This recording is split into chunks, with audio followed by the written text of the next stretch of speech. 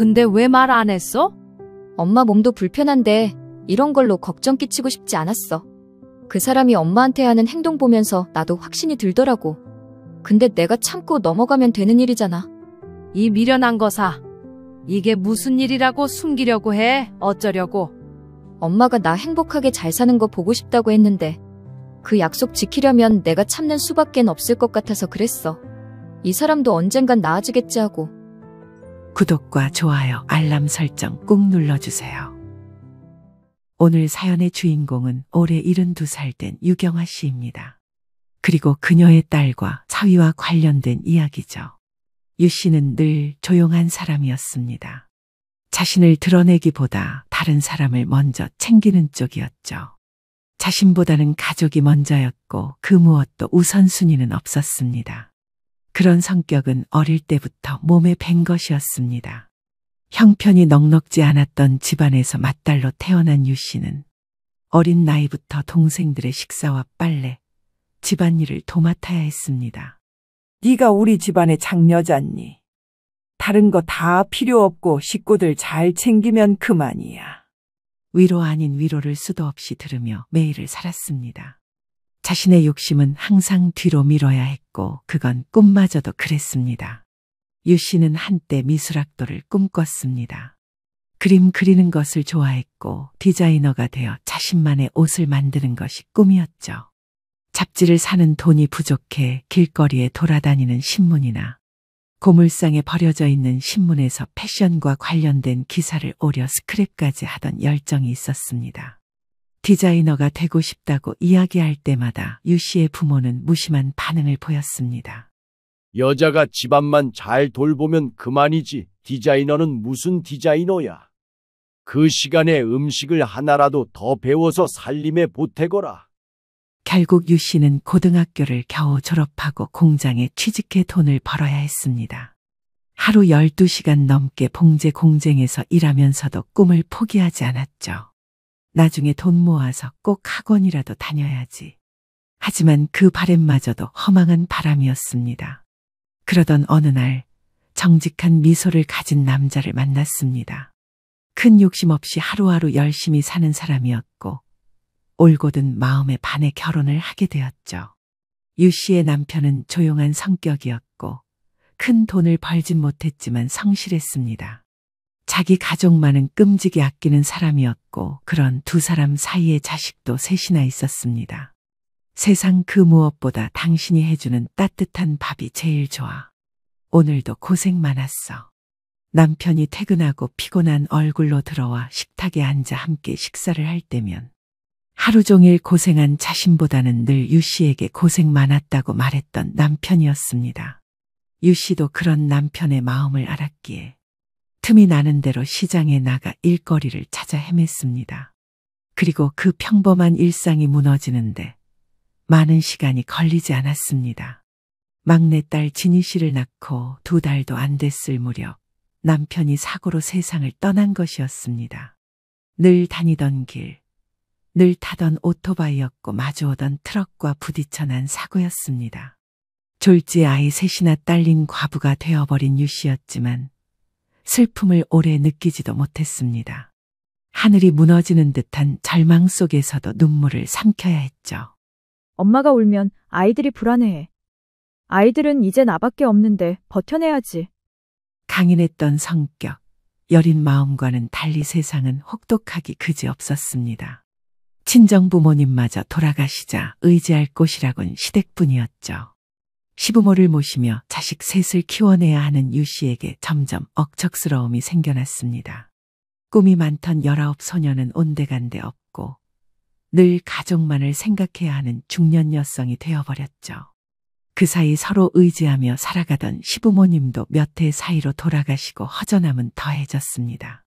엄마, 나 다음 달에 한국 들어가. 아예 들어가. 어머, 그게 정말이니? 내년에나 돼야 온다더니 빨리 오네. 한국지사에 발령 났어. 안 그래도 가고 싶었는데 여기서 어느 정도 경험이 쌓였으니 이제는 한국으로 보내도 되겠다 싶었나 봐. 잘 된 거지. 그렇게 시간이 흘러 아들 둘을 장가 보내고 막내딸도 대학을 졸업한 뒤 유학까지 보냈습니다. 자식들이 사회생활을 시작하고 각자의 가정도 꾸리기 시작하니 이제야 할 일을 다 했다 싶은 느낌을 받았죠.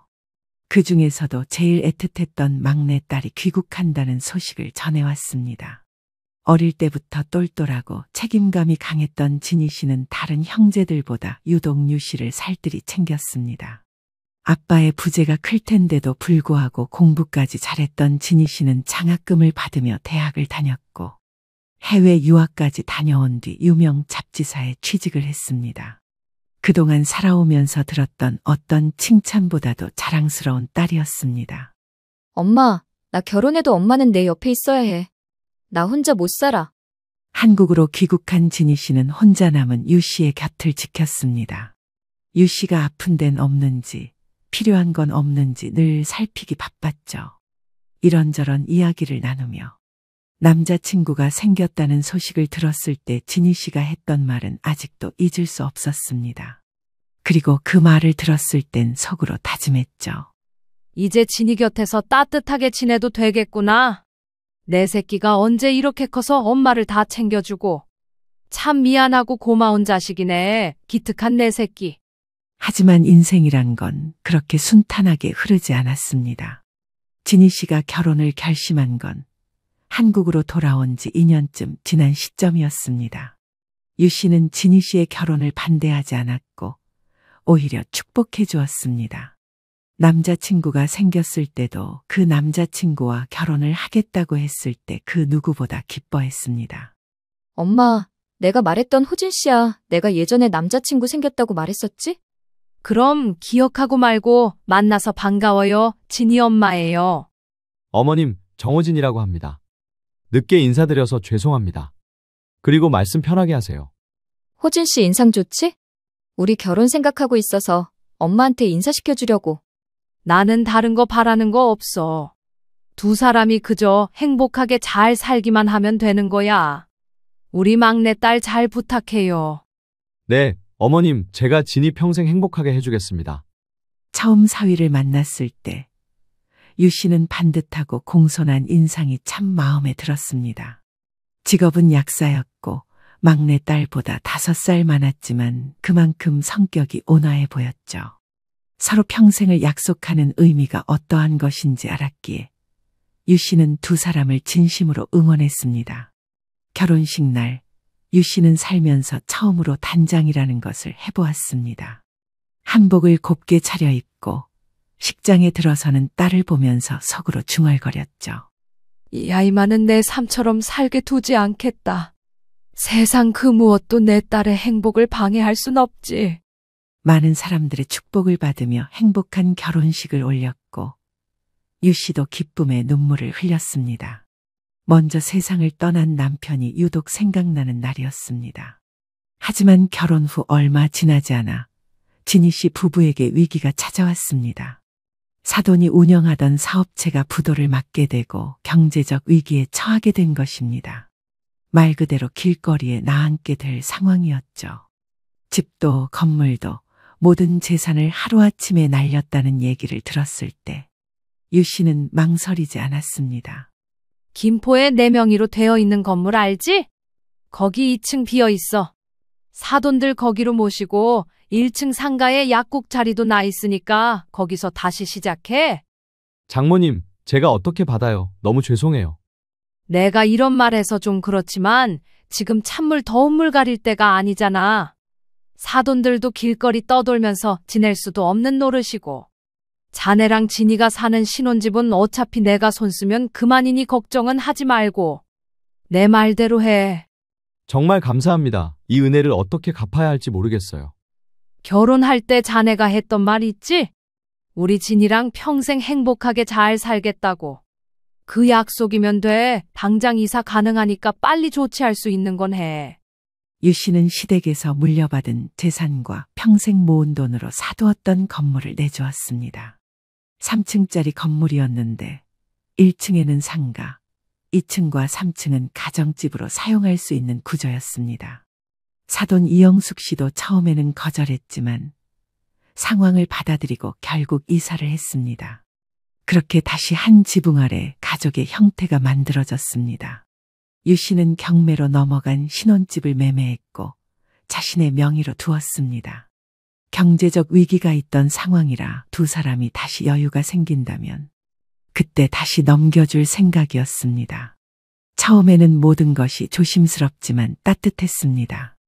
사위와 사돈들은 고맙다는 말을 입에 달고 살았고 가끔 반찬까지 싸와 유 씨의 집 앞에 두곤 했습니다. 장모님, 이번 달 매출이 좋아서 조금 더 넣었습니다. 제 성이라고 생각하시고 받아주세요. 이렇게라도 해야 제가 마음이 편합니다.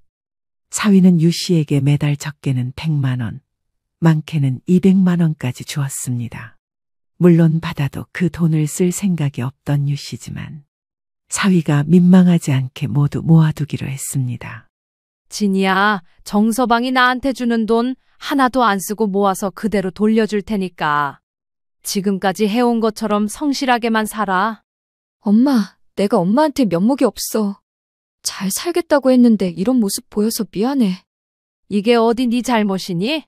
사람이 살다 보면 여러 가지 경우를 다 겪는다잖니. 살아가는 과정이라고 생각하자. 어려울 때가 있으면 잘 풀릴 때가 있는 법이니까. 엄마 덕분에 정말 숨통 트일 것 같아. 유 씨는 멀찍이 서 두 사람의 모습을 바라보며 생각했습니다. 이제야 모든 게 제자리를 찾아가고 있구나 싶었죠. 두 번 다시 두 사람을 힘들게 하는 일은 없었으면 했습니다. 그렇게 또 다시 평화가 찾아왔습니다. 다만 단점이 있었다면 유 씨 바로 자신이었습니다. 혼자 사는데 익숙해진 몸은 나이가 드니 여기저기서 신호를 보내기 시작했습니다. 그러던 어느 날 점심에 일을 끝내고 집으로 돌아오던 길이었습니다. 할머니, 조심하세요. 비키라고. 횡단보도를 건너는데 이것저것 생각을 하다 신호가 바뀌어 버린 줄도 몰랐던 겁니다. 그러다 오토바이와 부딪히는 사고를 당했고 병원에 입원하는 신세가 되었습니다. 교통사고 후유증으로 허리까지 크게 다친 유 씨는 2달여 가까이 입원하며 재활치료를 받아야 했습니다. 엄마, 이게 무슨 일이야 도대체. 조금만 더 어긋났으면 엄마 수술할 뻔했대. 이 정도라서 다행인 거지. 그러게요. 장모님, 저희가 얼마나 놀랐는데요. 유 씨는 죄스러웠습니다. 자신 때문에 딸과 사위가 모든 일을 제쳐두고 병원에 목매어 있었거든요. 사실 유 씨는 오랫동안 일을 해왔던 터라 허리가 약했습니다. 디스크 수술을 한 적도 있었고 자식들에게 손 벌리는 노후를 보내고 싶지 않아 무리를 하다 상태가 악화된 것이었죠. 병원에서 퇴원한 유 씨는 꾸준히 재활치료를 받아야 하는 상황에 일을 쉬기로 했습니다. 아이고, 일을 하다가 안 하려니 몸이 쑤시네. 무리하지 않으면 괜찮다는데 다시 일자리를 알아봐야겠어. 엄마, 병원에서 무리하지 말라고 했잖아. 엄마 몸 상태에 일을 한다는 것 자체가 엄청난 무리라는 거 몰라? 일 안 해도 먹고 살 수 있잖아. 그러니 이제 힘든 일은 그만해. 또 다시 일을 하겠다는 유 씨의 말에 짜증 섞인 목소리로 말하던 진희 씨는 급기야 눈물까지 보이며 애원하기 시작했습니다. 엄마, 제발 같이 살자. 우리 집에 들어와. 약속해. 이번엔 내가 엄마 돌볼게. 조카들도 고등학생이고 엄마 모실 수 없는 상황이잖아. 내가 엄마 책임질 테니까 같이 살자. 합가를 제안하는 진희 씨의 말에 유 씨는 가슴이 철렁 내려앉았습니다. 미안해서 자신이 짐을 덜어주어야 하는데 오히려 짐이 되는 것 같았기 때문이죠. 그 모습을 바라보던 사위는 가만히 고개를 끄덕였습니다.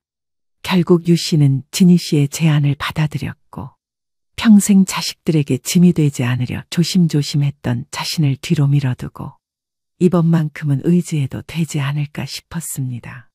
얼마 뒤 유 씨가 살던 집은 전세로 내놓았고 진희 씨 부부의 집으로 들어갔습니다. 장모님, 진이가 오늘부터 해외 출장이라 며칠 집을 비울 예정이에요. 들으셨겠지만 혹시 몰라 말씀드려요. 알고 있어. 그럼 자네 저녁 식사는 어떻게 하나? 엄마 집에서 먹고 오면 되죠. 바로 위층이니 그런 건 걱정하지 않으셔도 됩니다. 유 씨는 딸과 함께 살며 두 사람을 신경 써주기로 했습니다. 진희 씨는 부쩍 해외 출장이 잦아져 집에 있는 시간이 많이 없었지만 틈틈이 전화로 안부를 물었죠. 사위도 약국을 운영하며 시간이 될 때마다 유 씨를 챙겼습니다.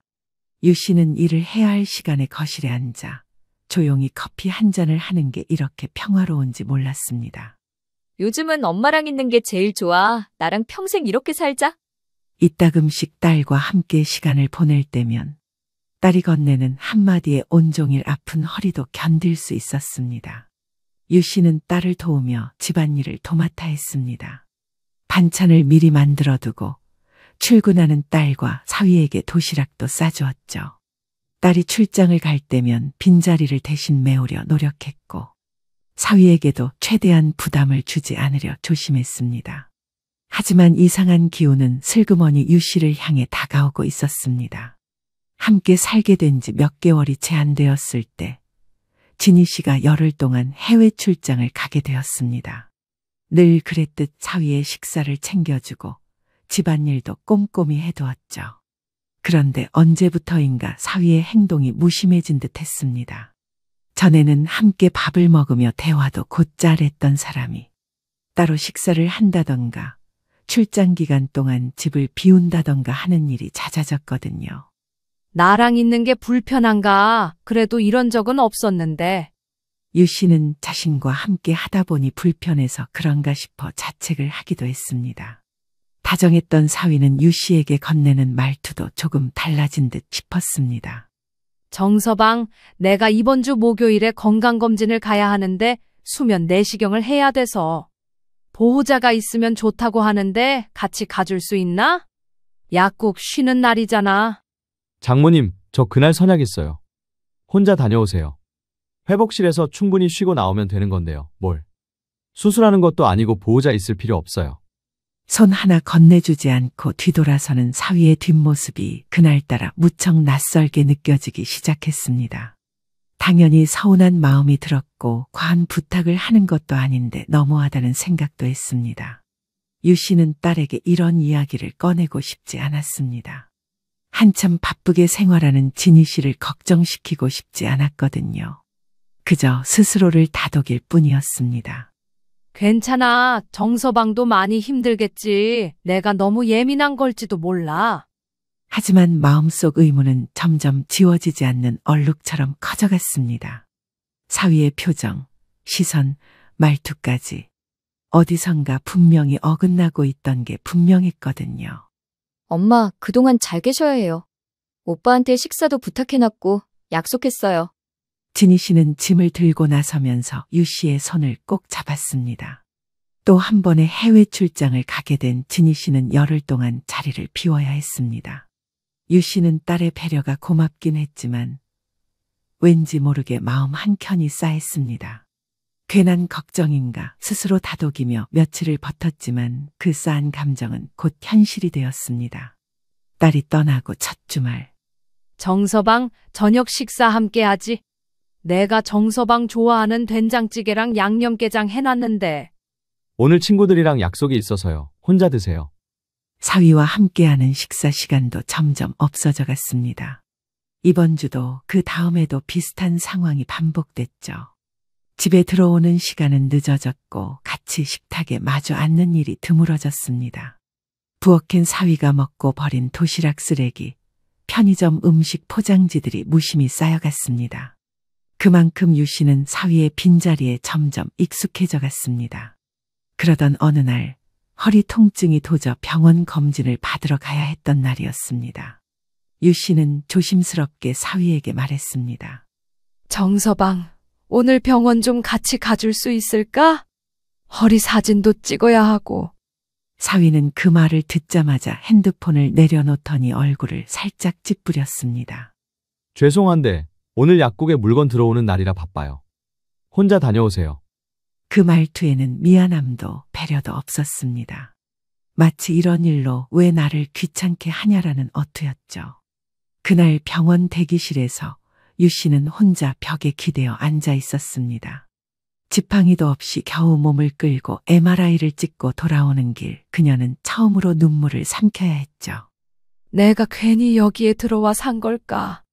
딸이 있을 땐 분명 다정했던 사위가 딸이 없자 이렇게까지 무심해진다는 사실이 믿기지 않았습니다.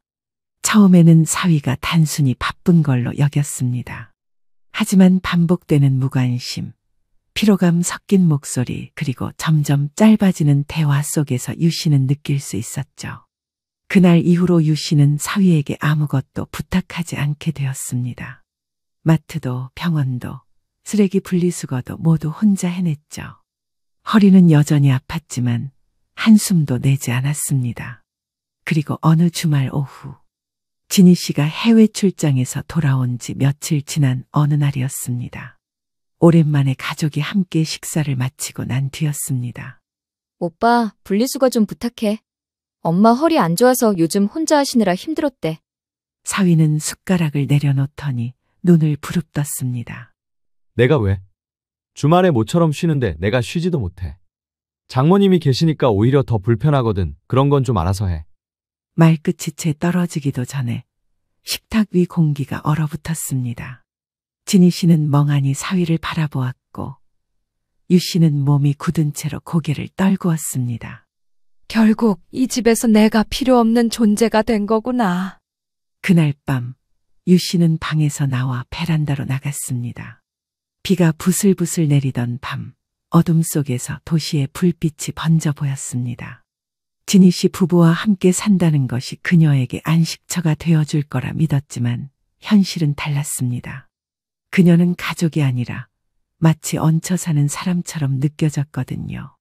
그러고 조용히 결심했습니다. 이 집에서 나가야겠다. 조용히 아무도 부담스럽지 않게. 다음 날 아침 유 씨는 남몰래 부동산에 관련된 정보를 검색하기 시작했습니다. 요즘 집 시세가 얼마인지, 전세 매물은 어떤 게 있는지 말이죠. 다음 날 오후 유 씨는 복대를 하고 외출 채비를 했습니다. 검색을 하다 보니 직접 방문해 알아보는 게 빠를 것 같았거든요. 유 씨는 오랜 시간 거래해온 부동산을 찾았습니다. 사모님, 오랜만이시네요. 허리 아프신가 봐요. 복대까지 하시고. 네, 어쩌다 보니 그렇게 됐네요. 나이 먹으니 하나둘씩 고장나기 시작하는데 나라고 별 수 없죠 뭐. 그나저나 오늘은 어쩐 일이세요? 지난번에 따님 살고 계신 신혼집 문제도 그렇고 잘 처리해드렸는데요. 조만간 처분해야 될 수도 있을 것 같아서요. 다른 집도 알아보고 그러려고요. 그 좋은 집 놔두고 왜요? 신혼집은 그렇다 치는데 전에 사시던 집은 아직 팔기 아까워요. 살 집을 구하시는 거면 알아봐 드릴 수 있지만 세입자가 이번에 계약 기간 끝나면 다른 데로 이사 가신다고 해서 안 그래도 연락드리려고 했어요. 알아는 봐드릴게요. 그럼 적당한 매물 나오면 알려주세요. 신혼집도 떼봐서 내놓을 거니까 미리 알아봐 주시면 좋고요. 연락 주세요. 유 씨는 부동산 사장과 오랜 대화 후 적당한 매물이 나오면 연락을 달라는 말을 하곤 길을 나섰습니다. 하지만 집으로 돌아가는 길 귀에 박힌 말 한마디가 계속 귓가를 맴돌았습니다. 부동산 사장과 대화를 나누며 들었던 이야기였죠. 아, 그러고 보니 얼마 전에 사위분 본 것 같았어요. 젊은 여자분이랑 어머니 되시는 분하고 백화점에서 같이 있는 거 봤거든요. 젊은 여자요? 사위가요? 네, 사위분 어머님이랑 젊은 여자분 세 분이요. 아주 친밀해 보이던데요. 식사도 같이 하시고. 유 씨는 아무 말도 할 수 없었습니다. 사위는 외동아들이었기 때문입니다. 부동산 사장이 그 사람들을 보았던 때는 딸이 해외 출장을 가 있던 시기였습니다. 혹시 잘못 본 건 아닐까? 유 씨는 석연치 않은 기분을 품은 채 집으로 돌아왔습니다. 그리고 그날 저녁 퇴근한 사위에게 말을 걸었습니다. 정서방, 자네 혹시 요 며칠 백화점에 다녀온 적 있어? 그러자 잠시 당황하던 사위가 헛웃음을 치며 말했습니다. 백화점이요. 제가 바빠서 그런 데를 어떻게 가요? 갈 시간이 없잖아요. 왜요? 아니, 지인이 자네를 봤다고 해서. 그분이 착각했나 보죠. 잘못 보신 거예요. 사위의 말은 단호했고 눈빛도 흔들리지 않았습니다. 유 씨는 더 묻지 않았습니다. 아니, 더 이상 묻고 싶지 않았습니다. 마음속 의심을 억누른 채 내가 예민했나 보다라고 스스로를 설득했습니다. 하지만 그날 새벽 또 다른 일이 벌어졌습니다. 새벽 2시가 넘어갈 무렵 허리 통증에 잠이 깬 유 씨는 진통제를 먹기 위해 거실로 나왔습니다. 그런데 서재에서 희미한 빛이 새어나오고 있었습니다. 유 씨가 조용히 다가가자 사위의 낯익은 목소리가 들려왔습니다. 아니, 들킬 뻔했다니까. 장모님이 눈치가 빨라. 조심하자고, 당분간은. 유 씨는 숨을 죽이고 통화 소리를 들었습니다. 이게 무슨 말인가? 누구와 무슨 이야기를 하고 있는 건가? 그 순간 이건 단순한 오해일 수 없다는 생각을 했습니다. 그리고 사위는 그날 이후 유 씨를 더욱 경계하기 시작했습니다. 진희 씨가 있을 땐 평소처럼 웃고 떠들었지만 단둘이 있을 때면 눈도 제대로 마주치지 않았습니다. 꼭 들켜서는 안 될 비밀을 지키는 사람처럼 말이죠. 유 씨는 그런 사위의 모습을 보며 확신했습니다. 이건 단순한 무관심이 아니다. 뭔가 숨기고 있는 게 분명하다. 그리고 며칠을 고민한 끝에 유 씨는 사설탐정 사무소를 찾아갔습니다. 내 가족의 뒤를 캔다는 게 이상했지만 분명히 알아야겠다는 생각이 들어서였습니다. 그리고 확인하고 싶었습니다. 자신의 느낌이 착각이었는지 아니면 더 큰 무언가가 있는지 말이죠. 한 달 정도의 시간이 흐르고 탐정 사무소 직원이 건넨 서류를 받아든 유 씨는 경악을 금치 못했습니다. 아니나 다를까 사위는 바람을 피우고 있었던 겁니다. 그것도 한두 번이 아닌 오랫동안 내언녀의 집까지 드나들고 있었죠. 더욱 충격적이었던 건 안사돈마저 이 사실을 알고 두 사람과 함께 식사를 하는 등 만남을 가졌다는 것이었습니다. 부동산 사장이 보았다던 그 장면이 사실이었죠. 예, 처진이는 일밖에 모르잖아. 언제 애 낳고 언제 지 식구들 돌보나 몰라?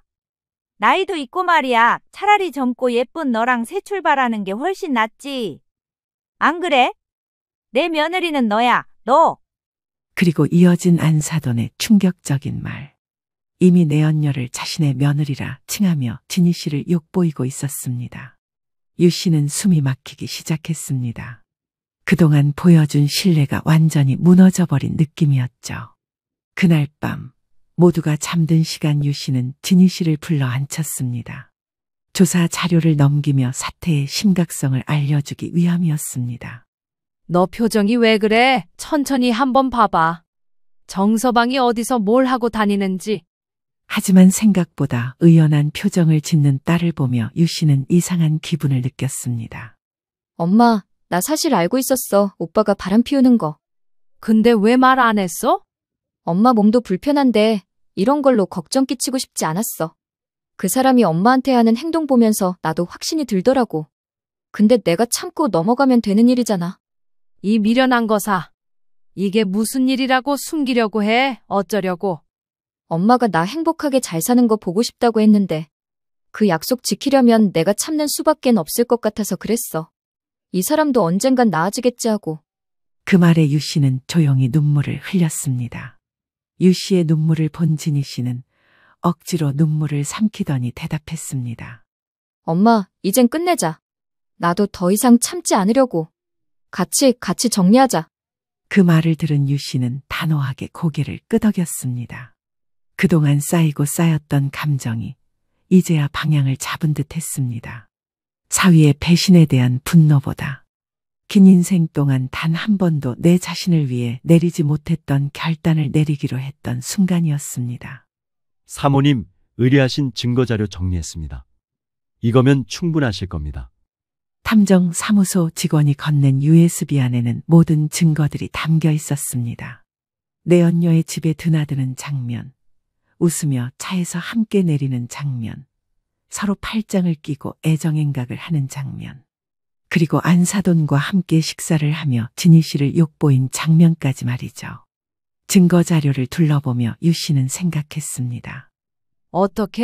어떻게 그렇게 쉽게 가족을 내칠 수 있을까? 세상에 이런 법이 어디 있어? 그동안 사돈댁의 형편이 어려울 때 진심을 다해서 행동했던 유 씨였습니다. 선뜻 자신의 건물을 내어주고 반찬까지 해다주며 정성을 다했죠. 그 행동에 고맙다는 말도 서슴지 않던 사위와 사돈이었습니다. 그날 밤 유 씨는 잠을 이루지 못했습니다. 문득 떠오른 지난 기억들이 계속 생각났거든요. 그리고 며칠 뒤 우연처럼 또 한 번 사위의 통화를 엿듣게 되었습니다. 아무래도 이상해. 눈치챈 것 같기도 하고 애매하단 말이야. 이번엔 부엌 쪽에서 통화를 하고 있었기에 방에서 나오려던 유 씨는 잠시 걸음을 멈추고 곧바로 휴대폰 녹음 기능을 켰습니다. 장모님이 생각보다 눈치가 빠르다니까. 이번엔 진짜 조심해야 돼. 괜히 들켜서 문제 생기면 다 물거품이야. 엄마도 행동 조심해. 누군가와 통화를 하는 건지 대충 짐작이 갔습니다. 하지만 뒤이어 들린 사위의 말에 유 씨는 어이가 없었습니다. 지난번에 내가 말했던 부동산 직원 만나봤어? 이대로 잘만 구슬려서 건물 정도는 내 명의로 돌릴 수 있어. 어차피 진이가 상속받으면 그건 사실상 공동재산이나 마찬가지니까. 잘 살아보겠다고 조금만 쇼하면 나한테 넘겨줄 거야. 그건 내가 알아서 해결할게. 건물을 자신의 명으로 돌리겠다는 말. 사위는 이미 재산까지 빼돌릴 계획을 하고 있었던 겁니다. 유 씨는 숨이 턱 막혔습니다. 은혜를 원수로 되갚는 꼴이나 마찬가지였습니다. 당장이라도 사위를 나무랄 정도로 화가 잔뜩 났지만 이를 꽉 깨물며 참은 유 씨는 조용히 방문을 닫았습니다. 그리고 그날 밤 유 씨는 뜬 눈으로 밤을 지새야 했습니다. 날이 밝자 유 씨는 부동산에 찾아갔습니다. 사장님, 우리 딸아이가 지금 살고 있는 신혼집 김포 건물 있죠? 거기 다 팔려고요. 전세 살고 있는 세입자 곧 나가는 걸로 알고 있는데 저희가 그리로 다시 들어가려고요. 제가 이런 말씀 여쭙는 게 죄송스럽지만 혹시 갑자기 이렇게 진행하시는 이유가? 지난번에 말씀드렸잖아요. 더 이상 그 사람들은 우리 식구가 아닌 것 같아서요. 조만간 결론이 나지 싶었는데 미리 준비하는 게 나을 것 같네요. 아, 이해합니다. 모든 명의가 사모님 앞으로 되어 있으니 사고 파는 건 문제가 되지 않아요. 최대한 빨리 진행해 드리겠습니다. 시세보다 금액을 조금 낮춰도 상관없을까요? 네, 큰 차이 없으면 그렇게 해주세요. 최대한 빨리 팔려고요. 그렇게 건물 매각 등록이 올라갔고 신혼집을 팔겠다고 하니 부동산에 매수 문의가 하나둘 들어오기 시작했습니다. 두 곳 모두가 위치도 좋고 주변 상권이 잘 발달되어 있어서 사고 싶어도 못 사는 그런 곳이었거든요. 가지고 있던 재산으로 어렵게 만들었던 건물을 다시 없앤다 생각하니 아쉬울 법도 했지만 유 씨는 더 이상 미련을 두지 않기로 했습니다. 그리고 몇 주 뒤 계약자가 정해졌습니다. 시세보다 조금 떨어진 가격이었지만 유 씨는 주저하지 않고 계약 서류에 서명했습니다. 진이야, 그 건물 팔았다. 그리고 너희 신혼집은 계약자 나타나면 바로 팔 생각이야. 엄마, 괜찮겠어요? 집이 있어도 보고 없어도 봤으니 아쉬운 건 없어. 돈이 문제가 아니라 우리 인생을 위해 더 나은 선택을 해야 한다면 그깟 건물쯤이야. 그럼 이후에 어떻게 하실 생각이세요? 전에 엄마 살던 집에 세입자가 곧 나가. 차근차근 준비해서 이사 가자. 사위와 안사돈에게는 아무 말도 하지 않았습니다. 모든 준비가 끝난 뒤에 통보할 생각이었죠. 이제 남은 건 마지막 방아쇠를 당기는 것뿐이었습니다. 더 이상 눈치 보며 사는 존재가 아니었던 유 씨는 그동안 오래 묵은 감정을 마치 먼지를 털어낸 기분 같았습니다. 이제 다시는 누군가에게 짐이라는 말을 듣지 않아도 되는 삶이 시작될 것이었습니다. 그런데 아이러니하게도 이 모든 상황을 마치 알고 있었다는 듯 사위의 태도가 180도 달라지기 시작했습니다. 장모님, 요즘 어깨도 안 좋으시다면서요? 제가 병원 모셔다 드릴게요. 괜찮아. 병원 갈 정도는 아니야. 갑자기 왜 같이 간다고 그래? 그게 장모님 허리도 안 좋으신데 제가 너무 무신경했던 것 같아서요. 아, 그리고 이건 이번에 새로 출시된 건강기능식품인데 드셔보세요. 갑자기 착한 사위 코스프레를 시작한 사위의 속내를 이미 알고 있는 유 씨였습니다. 왜 그런 행동을 하는지, 어떤 마음을 품고 있는지 똑똑히 알고 있었죠. 나중에 병원 예약하면 따로 말하지. 지금은 아무렇지도 않아. 아, 네네. 또 필요하신 건 없으세요? 없어. 나 피곤하니 먼저 들어가 자겠네. 다음 날 유 씨는 아침 일찍 외출 준비를 했습니다. 차려입진 않았지만 깔끔한 차림으로 집을 나섰죠. 건물을 매각을 위해 계약자와 만나러 가는 길이었습니다. 사모님, 여기에 도장 찍고 서명하시면 됩니다. 건물 관리도 잘 되어 있고 이제 모든 절차가 마무리되었습니다. 등기 이전도 마무리될 거고요. 유 씨는 말없이 미소를 지었습니다. 서류에 도장을 찍는 순간 유 씨는 손끝으로 전해오는 서늘함을 느꼈습니다. 그날 저녁 유 씨는 식탁에 진희 씨 부부를 불렀습니다. 장모님, 무슨 하실 말씀이라도 있으세요? 아니면 어디 불편하세요? 불편한 거 없어. 너희한테 알려줄 게 있어서 부른 거다. 말씀해보세요. 자네 조만간 약국 비워두게. 건물 매각했거든. 그리고 사돈도 이사 갈지 알아보시는 게 좋을 거야. 새로운 건물주가 2달 뒤에 리모델링을 시작한다고 하니 그전에는 비워두는 게 좋겠지. 그 순간 집안 공기가 서늘해지는 듯 했습니다. 그리고 뒤이어 진희 씨가 조용히 서류 봉투를 하나 내밀었습니다. 아니, 장모님 갑자기 그게 무슨 말씀이세요? 건물을 파셨어요? 그리고 이거 이혼 서류야. 도장 찍고 원만히 끝냈으면 좋겠어. 위자료 이런 거 바라지는 않으니까 도장만 찍어. 사위는 유 씨와 진희 씨의 얼굴을 번갈아 보며 당황한 듯한 표정을 지었습니다. 그리고 이내 얼굴엔 분노가 가득 차기 시작했죠. 지금 이게 무슨 말이에요? 느닷없이 건물 매각에 이혼 서류라니 당신 미쳤어? 장모님, 지금 제정신이세요? 아주 제정신이지. 내가 자네 덕분에 그동안 살아온 인생도 되돌아보고 앞으로 어떻게 해야 될지 뼈저리게 깨달았어. 그래서 내린 결정이야. 2달 안에 집 비워주고 약국도 다른 자리 알아봐. 당신이 말해봐. 지금 이게 무슨 상황이냐고. 이거 법적으로 문제되는 거 몰라? 입에 침이나 바르고 그런 소리래. 법적으로 문제가 된다고? 그러는 당신은 본처 몰래 내연녀랑 살림까지 차리고 어머니는 그 여자한테 이미 며느리라 하고 그게 제정신이니? 어디 법적으로 한번 따져볼까? 아니 그걸 어떻게. 너 내 뒷조사했어? 하면 좀 어때? 당신이 하도 구린 짓을 하고 다니니까 그러지. 더 이상 입씨름하는 것도 시간 아까우니까 서류에 도장이나 찍어. 그리고 조용히 나가. 아니 이게 무슨 경우야? 그렇다고 이렇게 나더러 나가라고? 내가 순순히 물러날 것 같아? 유 씨는 조용히 사위를 바라보았습니다. 얼굴까지 시뻘개지며 잔뜩 흥분해 있는 사위를 보고 침착하게 대꾸했습니다. 너는 네가 날 속이고 있는 걸 내가 몰랐다고 생각했겠지. 마냥 그러려니 하고 별다른 소리 안 하니까 사람을 호구로밖에 안 본 거야. 저는 정말 억울해요. 저한테 왜 이러세요? 자네가 한 짓 다 알고 있어.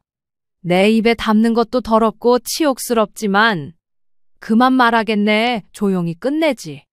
뭘 끝내요? 이 집도 그렇고 건물도 그렇고 누구 맘대로 사고 팔아요? 잊었나? 자네 집안 망했을 때 이 집 경매로 넘어간 거 내가 사들였네. 그래서 이 집에 겨우 살고 있는 거지. 그때 진희 씨가 조용히 일어나 사위의 말을 끊었습니다. 어차피 도장 찍을 거니까 말할게. 우리는 이제 부부도 아니야. 당신은 그 자격조차 스스로 버렸어. 그 말에 사위는 한참 동안 진희 씨 얼굴을 바라보았습니다. 그리고 며칠 뒤 사위는 유 씨에게 수차례 전화를 걸어왔습니다. 이 소식을 알게 된 안사돈도 마찬가지였죠. 사돈, 정말 이렇게까지 하셔야겠어요? 호진이한테 대충 이야기 들었는데 부부가 살면서 서로 실수도 하고 그러는 거지. 어쩜 이렇게 치사해요? 들어서 아실 거 아니에요. 정서방이 우리한테 어떻게 했는지. 아니, 그건 그렇고 이렇게 당장 나가라는 게 말이나 되는 일이에요? 사람이 왜 이렇게 모질어요? 길거리에 나앉으라는 것도 아니고 말이에요. 글쎄요. 돈도 안 받고 살게 해주고 약국 운영하면서 돈 많이 벌었을 텐데 빌라 하나라도 구할 수 있겠죠. 앞으로 연락하는 일 없었으면 하네요. 이보세요. 모든 상황을 알고서도 적반하장의 태도를 보이는 안사돈의 모습에 치가 떨린 유 씨. 그 모습에 변호사를 고용해 더욱더 단호한 태도를 취하기로 결심했습니다. 건물이 매각되자 사위는 약국 문을 닫고 사돈들과 급히 어디론가로 이사를 갔습니다. 그렇게 조용히 일이 마무리되면 좋았으련만 절대 그러지 않았죠. 그리고 그때 진희 씨는 일을 마무리하고 퇴근을 하려던 참이었습니다. 그런 진희 씨 앞에 뜻밖의 인물이 찾아왔죠. 안녕하세요. 혹시 최진희 씨 되시나요? 네, 제가 최진이에요. 누구세요? 저는 김유빈이라고 합니다. 호진 오빠, 아니, 그러니까 쉽게 말하면 내 언녀요. 당황한 진희 씨는 마음을 다스리고 평점심을 되찾았습니다. 당신이 여기가 어디라고 날 찾아와요. 정말 죄송하게 됐어요. 말씀 좀 나누고 싶어서 온 거예요. 지지부진한 그런 말 아니니까 근처 카페에 가서 잠시 이야기 좀 나눠요. 결국 두 사람은 회사 근처 카페로 향했습니다. 마주 앉은 두 사람 사이에 흐르는 공기는 차갑기 그지없었습니다. 잠시 침묵을 유지하다 먼저 말을 꺼낸 사람은 내언녀 김 씨였습니다. 저도 그쪽이 이 상황이 얼마나 어이없을지 아는데요.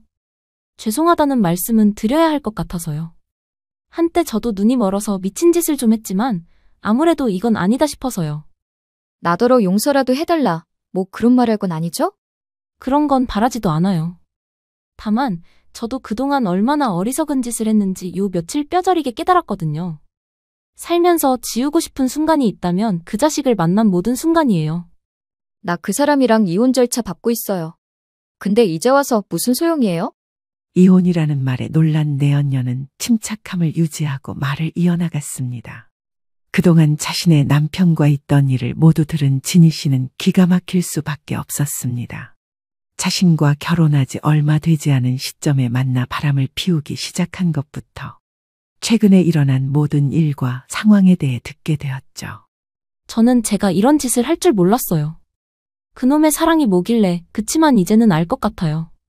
그냥 한순간 헛된 짓이었다는 걸요.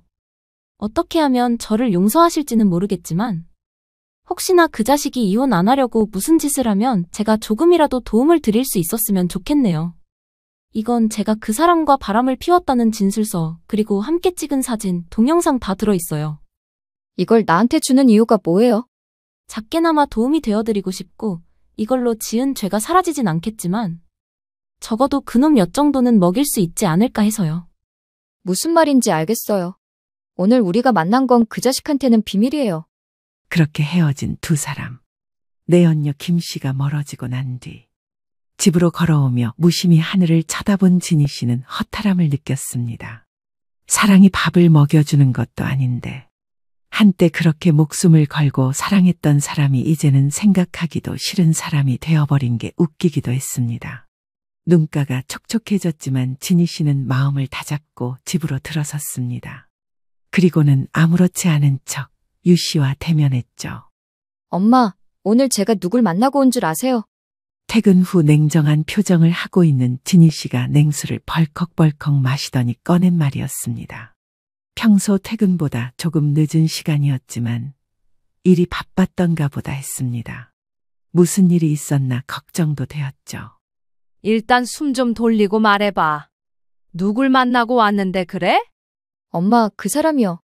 아주 어마어마한 사람이었더라고요. 정서방 말하는 거야? 네, 생각보다 아주 대단한 자식이더라고요. 오늘 퇴근하는데 그 사람 내연녀가 절 찾아온 거 있죠? 뭐라고? 기막힌 이야기에 입을 다물지 못하는 유 씨였습니다. 가정을 파탄낸 사람이 스스로 진희 씨를 찾아왔다는 사실에 놀라울 따름이었죠. 그런데 생각보다 차분한 진희 씨의 모습에 유 씨는 의아했습니다. 그런데 너 왜 그렇게 태어나니? 그 여자가 뭐라고 했는데? 글쎄 정우진 그 자식이요. 저랑 이혼할 줄 모르고 재산 빼돌릴 생각하고 무슨 단꿈에 젖었는지 내연녀를 뻥 차버렸대요. 근데 뭐가 아쉬워서 널 찾아와? 그 여자도 어이없는 거죠. 자기 좋다고 따라다닐 땐 언제고 돈 없는 거 알고서도 자기가 해준 게 얼만데. 이제 와서 자기 버리고 나 몰라라 하는 게 어이가 없다고 하더라고요. 그래서 저한테 미안하다고 사과하고 도움이 될 수 있으면 그렇게 하고 싶대요. 정말 여러모로 대단하다. 대단해. 저 이혼하기로 했다니까 깜짝 놀라는 거 있죠? 그래도 최소한의 양심은 있나 보다. 나이도 젊은 사람이 왜 그런 안타까운 선택을 해가지고 아휴 말세다. 이제 각자 알아서 잘 살아줘. 저도 그렇고. 모든 이야기를 전해들은 유 씨는 그저 개탄을 금치 못했습니다. 결국 진희 씨는 이혼이 원만히 해결되지 않으리라 생각했는지 변호사를 고용했습니다. 내연녀까지 진희 씨의 편을 들자 사위는 마지막 발악을 하기 시작했습니다. 그건 안사돈도 마찬가지였습니다. 얼마 뒤 매각한 건물이 리모델링 공사에 들어간다는 소식을 들었습니다. 그 말에 딸 진희 씨와 함께 현장을 찾아가기로 했습니다. 더 이상의 미련은 없지만 그래도 지금까지 한 세월이 있으니 한 번쯤은 되돌아보고 싶었기 때문입니다. 여기 오니까 만나네? 이 나쁜 년들.